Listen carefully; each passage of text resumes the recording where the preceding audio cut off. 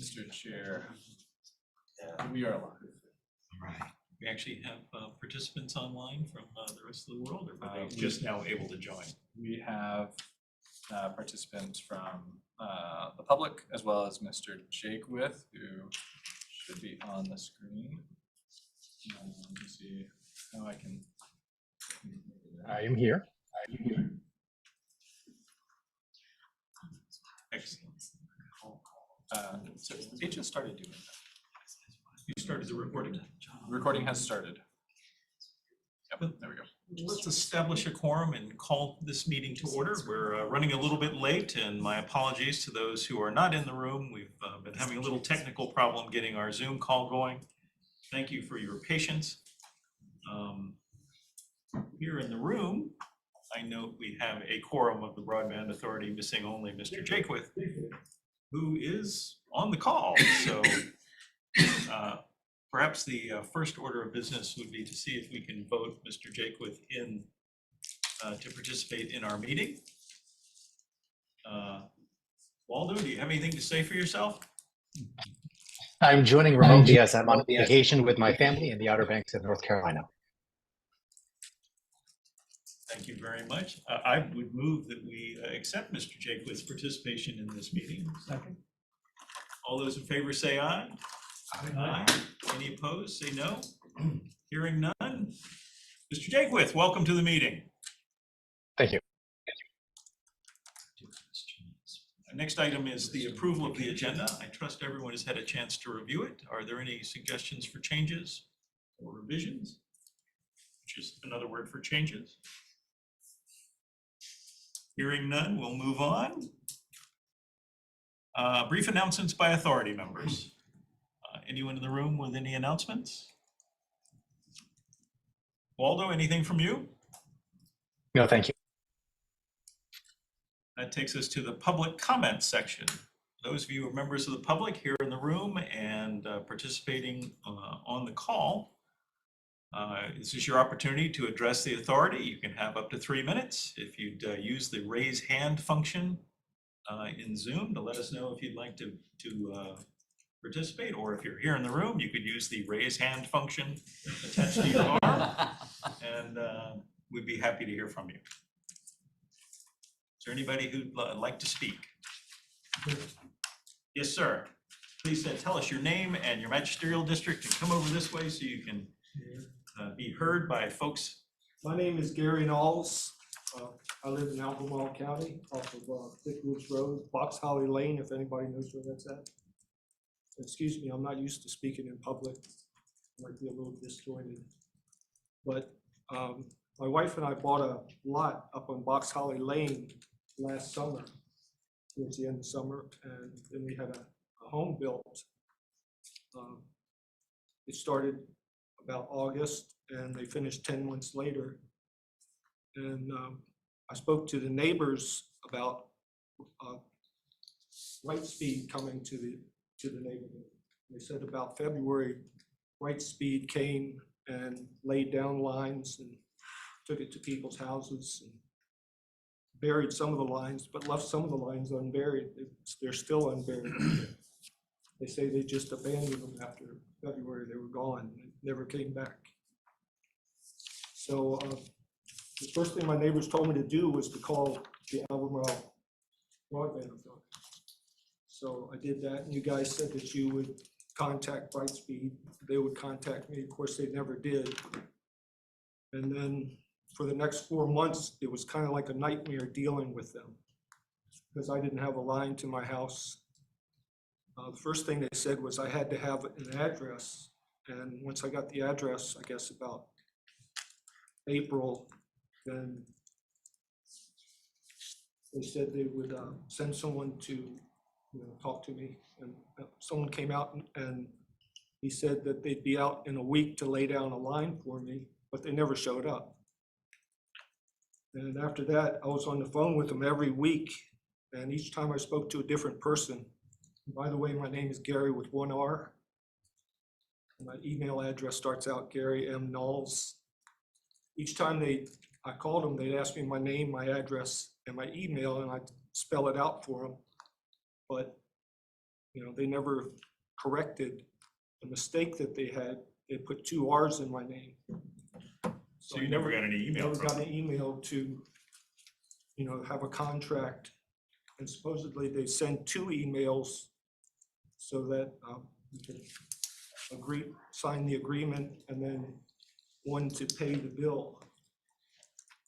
So they told me that it would cost $550 to lay a line at the beginning, my first appointment. But 4 months later, when they finally got someone to ask me my email again, and I told him, spelled it out for him like I did 20 times. He said, "Oh, you only have 1 R in your name, huh? That's the problem." So they sent me an email. I agreed to it. And they said they would send me another email, but they never sent the second email. And in that agreement, they said it would be $770 instead of $550. So it just never came. The second email never came for me to pay. And in the meanwhile, they started billing me. I didn't have a line to my house. I had nothing. So they know how to send stuff to your postal address? Or were they billing you electronically? they could have my bank account Okay. number and all that. I had to fill that out. So their billing department works excellently. So after a couple of weeks, them just not sending me the second email, I'd had enough. I just told them, forget it. Just send my money back to the bank, which they did immediately. Like I said, it works great. And I told them just forget it after that. I don't want to have to deal with them anymore, because it was like a 4-month nightmare trying to deal with them on the phone. And so after that, I just I wrote a letter to the CEO of the company. That was about a month and a half ago. Of course, he never responded. It was a nice letter, congenial. And I just told him just what I'm telling you guys now. So I was wondering, since some of my neighbors had their lines put in for free because of the grant that you guys gave to Brightspeed, why were they charging me so much money to have a line put in? The rules for what was to happen at install time when the fiber was being run were one set of rules. And if you came in after that, if you didn't take the connection when it was first being put out, then the crews that were doing that work had left the area. So not unreasonably, the vendor said, we can't have free hookups forever, depending on where they are. If your house is already connected, that's a different thing. But if you haven't ever been connected, then there's going to be cost. Sure. And, Well, I was willing to pay, but I couldn't even do that. I'm not just willing to pay, you did pay, from what I Yeah, understand. They So charged me $60 for first month's service. I wish I could say we'd never heard anything like this before. But anyways, I just wanted to come in and let you guys know what was going on with Brightspeed. I even spoke to one of the employees, and he said his hands were tied because they have CenturyLink's infrastructure. And it's just hard to deal with. They don't even, the employees don't even know what's going on. So we have one line that goes to the last house that's been sitting out in the bushes where one of my neighbors cuts the grass and he has to move this line out of the way. And it's like about 1/10 of a mile long. It's been chewed out because, you know, they use soy in a lot of these lines. So rats or mice, whatever, chewed them. And they had to repair it, and then they, you know, chewed Left it it and there repaired. on this, yeah. But that's all I wanted to say, just kind of vent my frustration about Brightspeed. Just let everybody know what was going on. Any questions or comments from Mr. Nunes? Thank you for coming. Have you checked to see if there are any alternative options? Well, there is, I have a hotspot from Verizon phone company I have. You know, and as long as I don't use it too much, then I'm fine. It works pretty well. Plus, there's the Starlink that Elon Musk has set up. And I could get that if I wanted. I know someone who has it. It says, they say it works excellently. But other people say it's really hard to deal with. So I'm not sure. I got the dish for television. So I'll have that for 2 years now.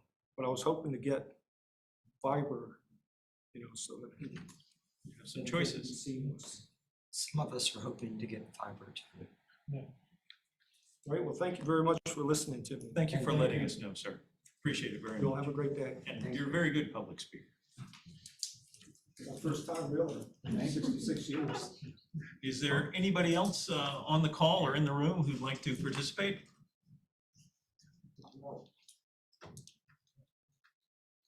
Any hands up? No hands at this time. Okay. We're going to move on then. We've got the consent agenda. On the next sheet, the financial report says in process on the agenda. There's one of the slides. Is there anything there or? Yes, we did an update. We can't have a consent agenda that we actually haven't seen. So there's a barrier to this function. So we're going to move past the consent agenda. We'll take up the financial report when we get to the slides. Okay. The next item on the agenda is approval of the August 23rd meeting minutes, but I suspect we've also got the June and July meeting minutes to approve as well. You have the July, the June is simply. June is a notice in It's lieu just of a minutes. notice, there are no minutes. There were some typos, thank you, Mr. Jakewith, for sending those to me. There was a font issue, there's often a font issue. And there was an issue that I wasn't able to figure out who had seconded Mr. Andrews. I have that figured out. There was no second. You simply stated, is everybody okay? And Moved there was ahead. unanimous consent. So that is now noted in the minutes. Very good. Can we move to approve all three of these, 2 sets of minutes and 1 notice in lieu of minutes? So moved. Second. Very good. All those in favor say aye. Aye. Any opposed? Hearing none, and I heard Mr. Jakewith voted aye. So those are approved. Thank you very much, Bill. You're welcome. Old business. First item on the old business is the VADI 2022 update. Mike, can you bring us up to speed on that? Thank you, Chair. Body 22 keeps moving forward. The latest updates is Appalachian Power is doing a lot of make-ready work in the southern part of the county, so that's a real positive. Dominion work continues. There's a lot of letters that are going out regarding both Dominion and Appalachian Power work.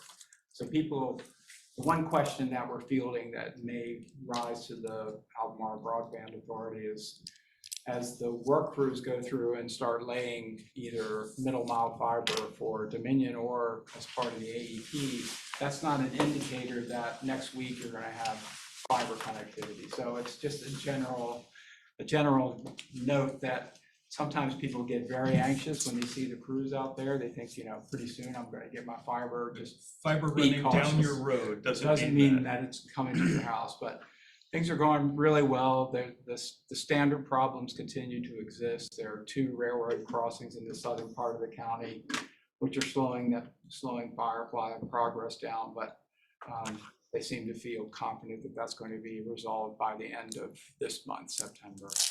So looking forward to a lot more going on there. So Do we have a firm update and status on where Dominion is in terms of their yes, process? thank you. They'll be in front of the SEC sometime in October. The hearing's not been finalized yet, so as soon as we get the date, we'll let everybody know. So that'll be the next step, and that'll give the schedule. Once the SEC approves the work, that'll provide the motivation. You said to that create it it. was when? I'm sorry. Sometime in October. October. Yes, sir. Anything else on body 2022?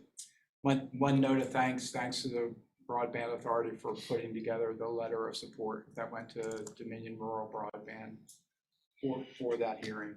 Yes, that's it. Thank you, Chair. Thanks, Mike. Next up is the BAAO report. 3 bullets, 1 topic. The topic inflation. The BAO Albemarle ARPA grant was awarded to Firefly. This represents 1,466 passings across Albemarle County. It includes nearly all remaining unserved locations. And as you can see, it does continue to follow the old footprint of the Body 23 application, but adds a number of additional locations. All work is to be completed by December 31st, 2025. I'll add that we did extend until July 31st of 2026 in order to complete all closeout, all the reporting requirements, which puts us ahead of any ARPA timelines. So in the event that anything should slip, we have a buffer built in. This does run slightly longer than the current ARPA guide, the current Body 22 project. That project is expected to be completed in September.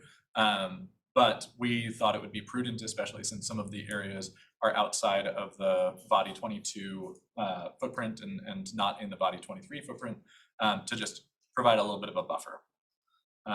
The total project cost is $8,134,940.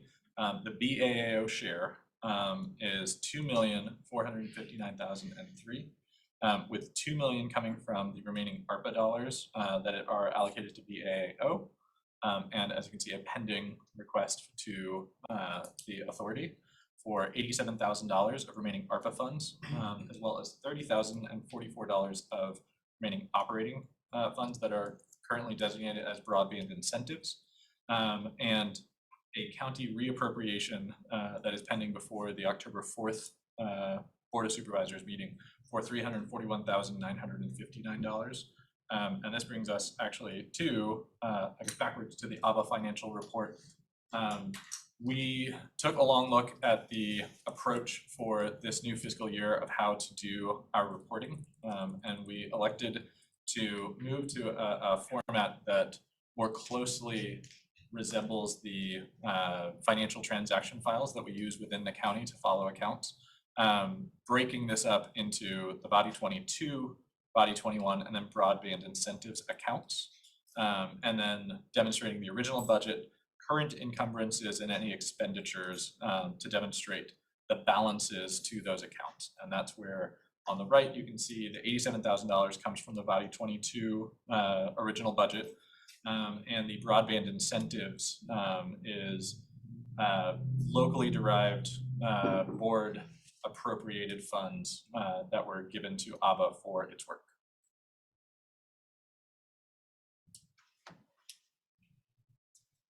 Can you go back one slide? Yeah.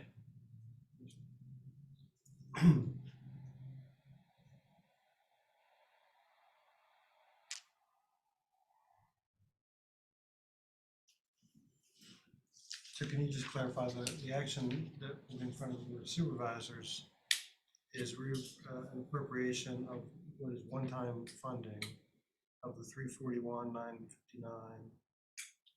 Does that action also kind of bundle all of those funds together then? It does, and Kimberly from Grant is here if we misspeak to correct us. But my understanding is that the reappropriation includes the 87,000 and the 30,000 as one action. And so it would be facilitated by ABA action today.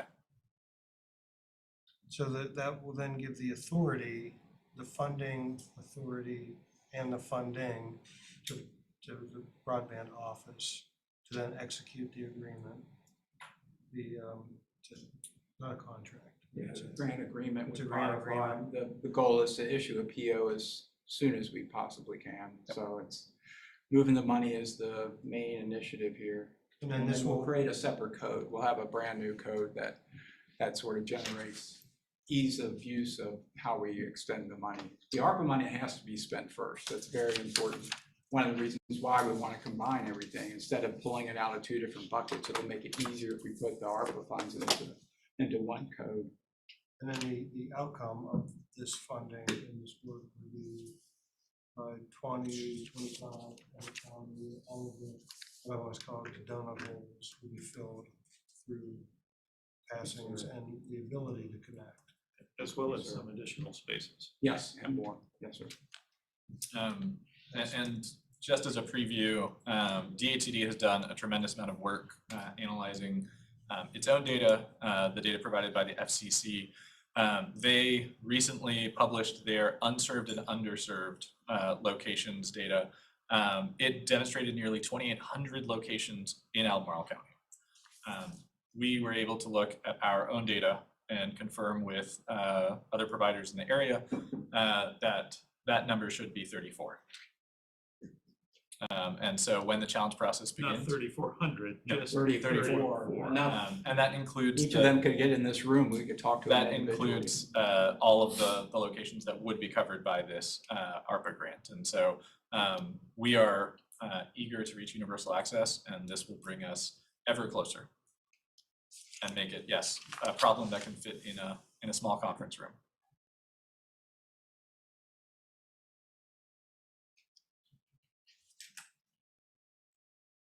Is there something you're looking for from us Um, at this time? Two motions, one to appropriate the ABA ARPA funds, the $87,000 to the Broadband Accessibility and Affordability Office, and a second motion to appropriate the broadband incentives, $30,044 to the Broadband Accessibility and Affordability Office.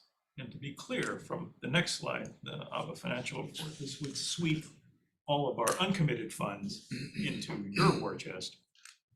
And we wouldn't have any uncommitted funds left. We're not anticipating overages that we would need to cover. So this would be putting those dollars to work, if I understand it correctly.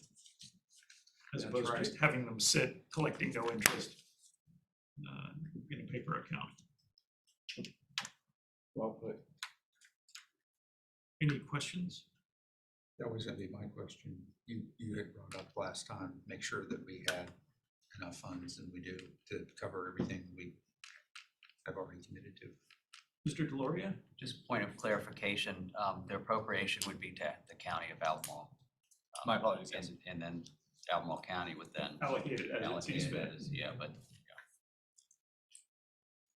Okay. I have a question that I believe I know the answer to, because this has always been the case before. On the prior slide, when we say that the total cost is $8 million and BAO's share is 2.4 million, the balance of that, almost $6 million, that's to be funded by Firefly, yes? That is correct. Thank you. Thank you for crossing that T, Waldo. Yeah, I guess just on that theme, to publicly state this, I think is the approach that since the authority has been created is to leverage funds in a way that maximizes their use. And that has previously been kind of three-party with state and then the ISP. This is direct to the ISP, but I feel that it meets that intent, and I think it does get us to the goal that we've set to have universal broadband for all minus 34 addresses, I guess. which they probably each have a story. But, you know, I'm supportive of this work.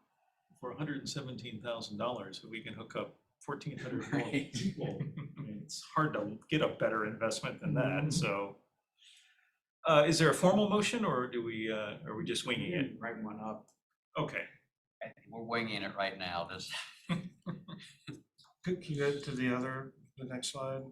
I move that the Broadband Authority authorizes the appropriation, or is it the transfer? authorizes, endorses, supports. I would say authorize or appropriates 87,000 and appropriates to $30,044 from the respective accounts to the County of Albemarle for the purposes of supporting the ARPA grant. So moved. Second. All those in favor, say aye. Aye. Aye. Any opposed? Hearing none. Unanimous consent. I have a question before we move on. If Sure, well, if memory serves, at the completion of, I guess, two questions. The first, if memory serves, at the completion of this work, there will be, is it 170 unserved homes and businesses left in the county? Is that right? 34. yeah, the new count is 34. 34 at most. That is very low. Okay. All right. Good news. Thank you. And then the second question is, do we know procedurally whether Firefly's plan is to simply fold this into their existing work, or if this is something that they intend to schedule to work on after they've served all the other areas covered under Body 2022? This will allow concurrent work. So the work will happen at the same time. It is being integrated into their work plan, and where there's going to be new construction necessary, they're going to be still trying to build it into their current work plan. Great. Thank you very much. Yes, yes, and yes. Yep. What else do you all have? I will just briefly say Digital Inclusion Week is next week. You can expect to see a number of announcements next week, including a proclamation that will be before the board. The agenda says funding letter to Department of Finance and Budget. Do we need to generate such a letter? I think we ended with not having that letter. If necessary, I have a draft ready. And what was the purpose of this letter? Just to say that we were doing what we just did in our minutes? Yes, it was originally a request from the Department of Finance in support of the appropriations language that is already in the board's agenda. So May I ask consent from the Broadband Authority? If it turns out such a letter is necessary, I could sign one and we could move forward with that. Any opposed? Hearing none. If we need it, great. If we don't, even better. Excellent. Well, congratulations, guys. well, Good luck with the board next week. yeah, Now, this is great work. It's exciting to see the office carrying the torch. New business. Is there any new business?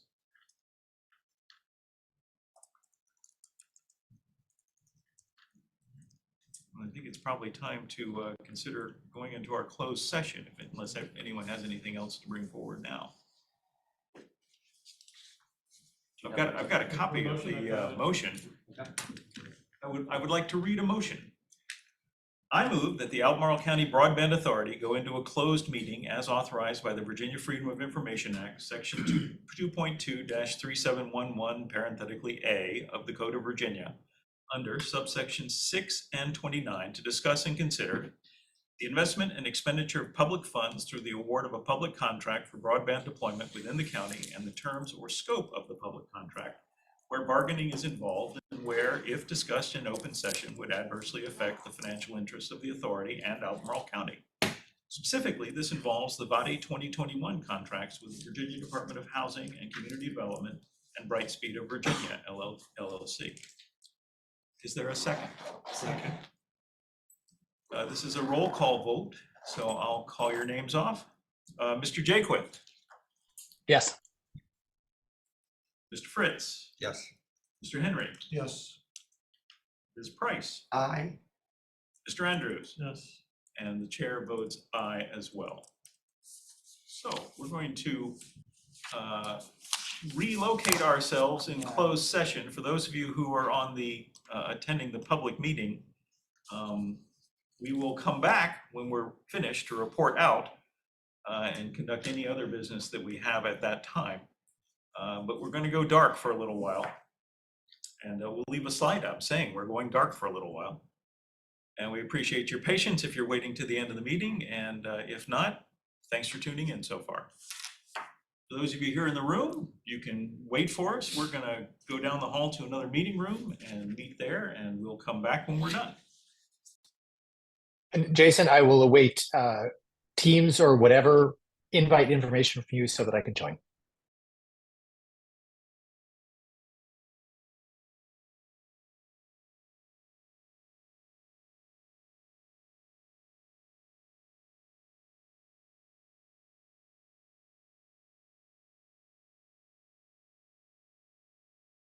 Motion. I do not have this motion. You want me to make it? Okay. I move that the Broadband Authority certify by recorded vote that to the best of each director's knowledge, only public business matters lawfully exempted from the open meeting requirements of the Freedom of Information Act and identify the motion authorizing the closed meeting were heard, discussed, or considered in the closed meeting. Second. Director Walsh, Aye. Director Jakewith, Yes. Director Fritz, Yes. Director Henry, Yes. Director Price, Aye. and Director Andrews. Yes. Motion carries.